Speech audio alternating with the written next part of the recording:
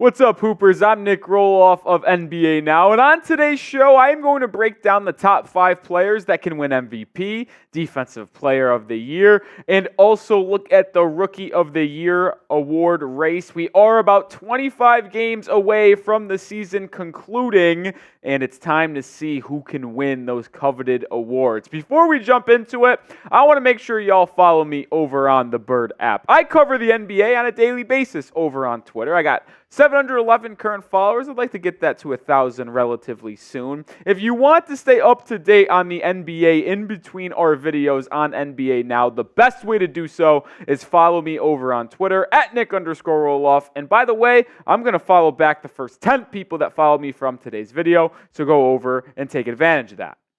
All right, let's start with the MVP ladder because, that's the award everyone loves the most. And I think number 5 should be given, at least he should be in the talking, for it is Anthony Edwards. He has been phenomenal for the Minnesota Timberwolves this season. And when I say phenomenal, I mean he's leading the T-Wolves to, at least as we're currently filming, a tie for first place in the Western Conference with a 40-17 record. They've been one of the best defensive teams in the entire NBA. And Anthony Edwards has spearheaded the offense. 26 points a night while shooting 47% from the field and 38% from beyond the arc. Ant has really taken that next step. The former number 1 pick out of Georgia has really shown why he was the number 1 overall pick in that draft just a couple years ago. He has been phenomenal. He continues to grow his game, and I think he should absolutely be in the running for MVP.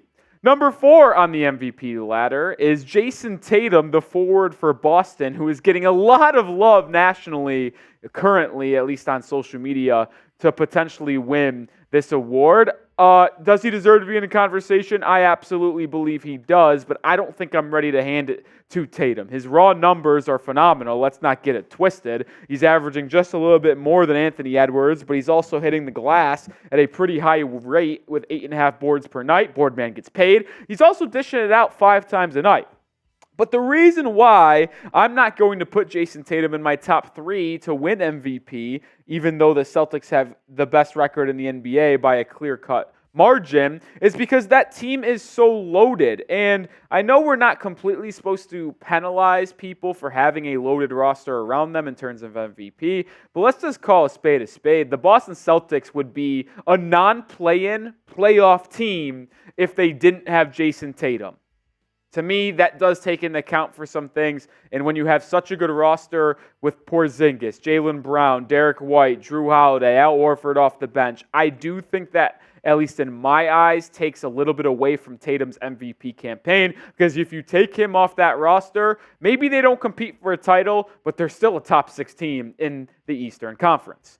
Number 3 on this list, and if you take most valuable player literally, he might be the number 1 guy. Luka Doncic has had one hell of a season for the Dallas Mavericks so far. He is putting up otherworldly numbers, and as I mentioned, if you take MVP literally, you take Luka off the Mavs, the team might get the worst out of any star-studded player in the entire NBA. He does it all for Dallas. 34 points a night, 9.5 assists, 8.8 rebounds. It's like, how crazy is it that he could have a 33-point game, 7 assists, and 7 rebounds? A 33-7-7 game would be phenomenal for players. Yeah, Luka Doncic's averages for the season would all go down. He's also been efficient, shooting 49% from the field and 38% from beyond the arc.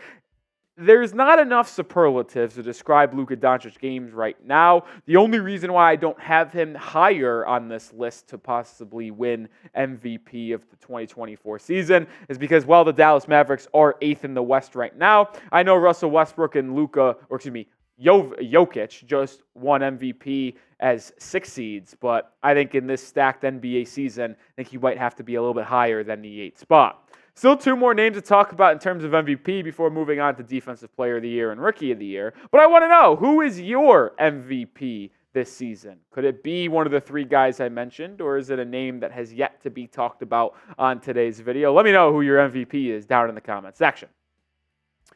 Number 2 for me is Shai Gilgeous-Alexander, the guard for the Oklahoma City Thunder, for the same reason that I believe Anthony Edwards should be in the conversation. Is the same reason why I think SGA should be, but I have him a lot higher. Why do I have him higher? Well, it's because to me he does it all and is better on the defensive side of the floor than Anthony Edwards. He's also one of the most efficient basketball players in the entire NBA, and he's a guard. You don't see guards shoot 54.8% from the field too often. And the knock on SGA, at least early in his career, is his inability to space the floor and knock down threes consistently. It still has to be seen in the postseason to see if he can be a number one on a championship contending team. But shooting 38 from beyond the arc in the regular season will absolutely play. SGA has been on a different level, leading that young Thunder team, which a lot of people believed, myself included, would be in the postseason running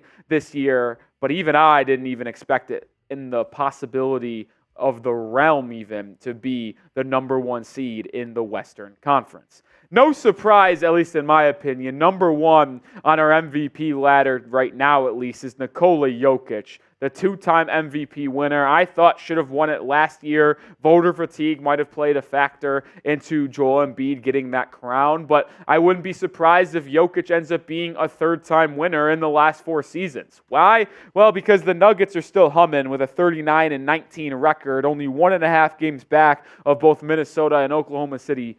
But his raw statistics are just something that you wouldn't even believe in a video game, if we're going to be honest. Very similar to Luka, where he's putting up 26 a night, but also grabbing 12 boards and dishing out 9 assists. Jokic can do it all while shooting 58% from the field, the most efficient player in all of basketball in terms of volume, shot selection, usage rate.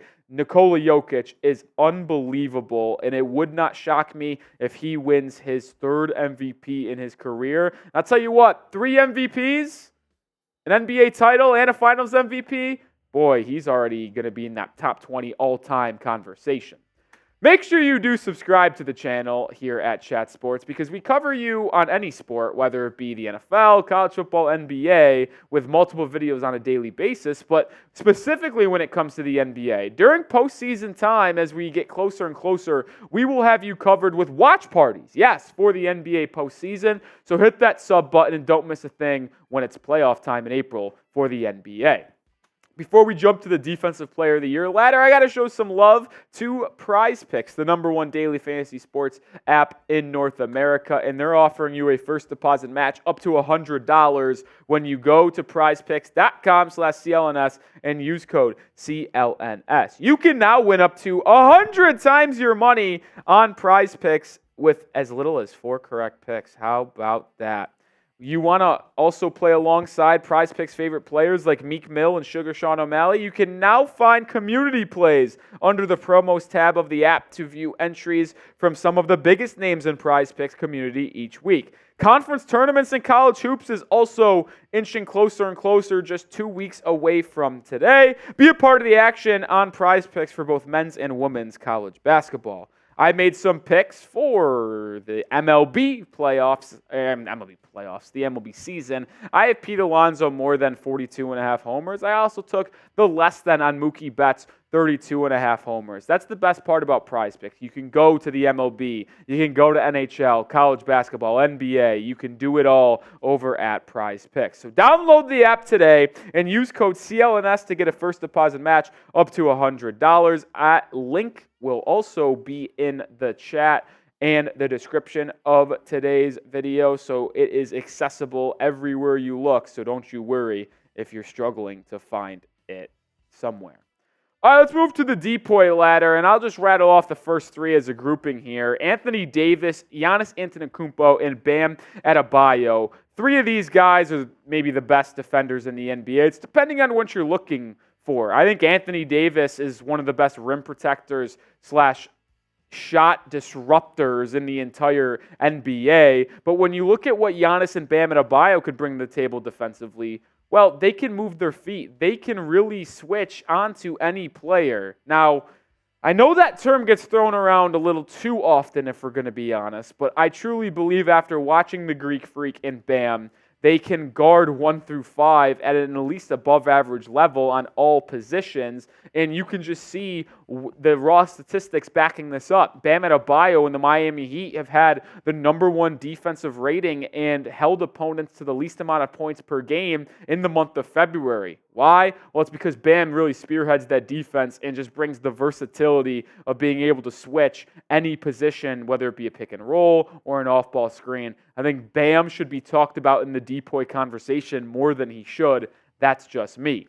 Number 2 on the list, though, is Victor Wembanyama. How crazy is it that the rookie from France is already in DPOY conversations? He's averaging 3.3 blocks per contest, and even though the Spurs haven't been the best team in the NBA, you can just watch that San Antonio squad play on a nightly basis and see the impact Victor Wembanyama has on the defensive end. A lot of players who like to get to the rim sometimes get deterred by seeing Wemby inside. That 7'4" height with that lengthy wingspan just deters people from entering the painted area. Wembanyama should absolutely be on this list. Number 1 is Rudy Gobert, and if you're looking at the betting odds to who is going to be Defensive Player of the Year, Rudy Gobert is the runaway favorite, if you can believe that. On Bovada, the betting platform, he is actually -800 as of a couple days ago.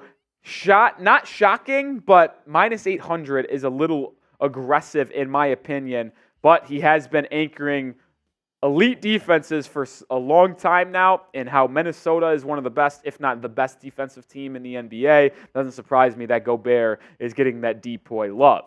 But I'll ask you this. Will Rudy Gobert win Defensive Player of the Year again? I believe it would be his 3rd. I know he has 2. I don't know if he has a 3rd already, but is he going to win another DPOY this season? Type Y for yes, type N for no. Let's go to the Rookie of the Year ladder, and we're going to cut this down to 2 names, because if we're going to be realistic, that's all it's between. Victor Wembanyama, the aforementioned. You know what? I'm struggling right now. The after-mentioned, whatever. Let's move on. Wembanyama has been absolutely terrific this season in the conversation for Defensive Player of the Year. But Chet Holmgren has helped anchor an elite OKC team, which is #1 in the Western Conference. You stack their stats up next to each other here.